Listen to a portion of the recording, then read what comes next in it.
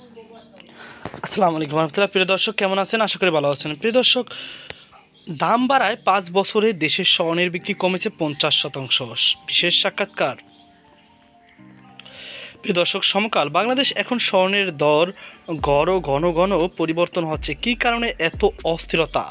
সমিত ঘোষ বলেন, স্বর্ণের দাম আন্তর্জাতিক বাজারে অনেকটা পরিবর্তনশীল, কারণ স্বর্ণ একটি সেভিংসের বিষয়। এটি বিভিন্ন পুঁজিবাজারে বা কমোডিটি মার্কেটে প্রভাবশালী দেশগুলো কেনাবেচা করে থাকে।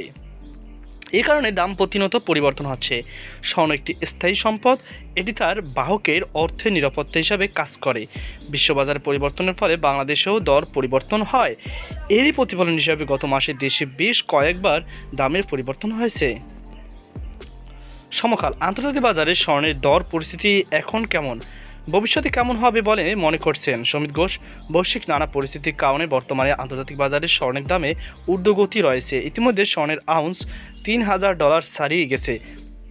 বৈশ্বিক সংস্থা গোল্ডম্যান স্যাক্স ও আন্তর্জাতিক বিশ্লেষকদের অভিমত বলেছে, আগামী কয়েক বছরে প্রতি আউন্স স্বর্ণের দাম $৪,৫০০ পৌঁছাতে পারে। যদি এই ধারণা সত্যি হয়, তাহলে অবশ্যই এই দর হতে হবে অতি উচ্চমুখী ও অস্বাভাবিক। সমকাল ভারত ও মধ্যপ্রাচ্য দেশগুলোর চেয়ে বাংলাদেশের স্বর্ণের দাম বেশি কেন?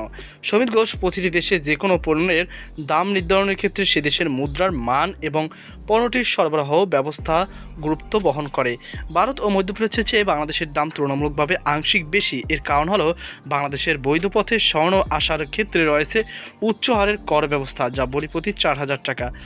দুবাইয়ের সঙ্গে তুলনা করলে দাম অতি উচ্চ। দেশে স্বর্ণ বৈধ পথে আনার অনাগ্রহের কারণে দাম নির্ধারণের ক্ষেত্রে পার্শ্ববর্তী দেশের সঙ্গে মিল রাখতে হয়। টাকার মানের দিকে দিয়েও বিবেচনা করতে হয়, ফলে বাংলাদেশের দাম আংশিক বেশি হয়। তবে দাম নির্ধারণের ক্ষেত্রে বাজুস আরও স্বচ্ছতা আনার চেষ্টা করছে। সমকাল বর্তমানে কোন মানদণ্ডের উপর ভিত্তি করে বাজুস দাম নির্ধারণ করে? সমিত ঘোষ, বাজুসের দাম নির্ধারণের সময় তেজাবি স্বর্ণের পাশাপাশি আন্তর্জাতিক দামকেও বিবেচনায় নিয়ে থাকে।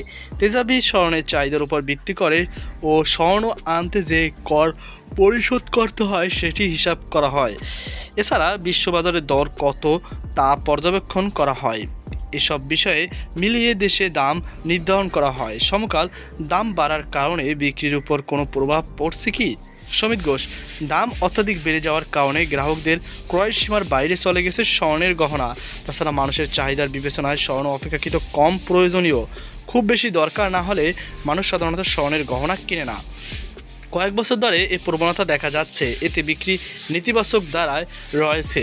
করোনা অতি মহামারী দেখা দেওয়ার পর থেকে গত 5 বছরে দাম বাড়ার কারণে বিক্রি প্রায় 50% কমে গেছে দেশীয় বাজারে।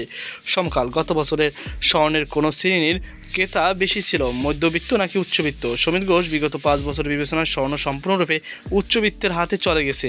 মধ্যবিত্ত শ্রেণী কেনা কমিয়েছে। নিম্নবিত্তরা স্বর্ণের গহনাকে এখন দুর্লভ বস্তু মনে করেন। এভাবে ক্রেতা কমে যাওয়ার এর প্রভাব সরাসরি পড়েছে দোকানের উপর। সমকাল আপনার দীর্ঘ ব্যবসা জীবনের অভিজ্ঞতার আলোকে জানতে চাই, কখন এবং কিভাবে স্বর্ণে বিনিয়োগ করা উচিত? সমিত ঘোষ, কখন বিনিয়োগ করা উচিত এটা বলা মুশকিল। বিগত সময়ের ব্যবসায়িক অভিজ্ঞতার আলোকে আমি মনে করি সামর্থ্য অনুযায়ী সবার স্বর্ণে বিনিয়োগ করা উচিত। স্বর্ণে বিনিয়োগ অবশ্যই একটি সুলভ দিক। একমাত্র এ ধাতুতে গ্রাহকের ভবিষ্যতে নিশ্চয়তা দিতে পারে। স্বর্ণের মতো এত তাড়াতাড়ি কোনো পণ্য তার গ্রাহকের নগদ টাকা দিতে পারে না।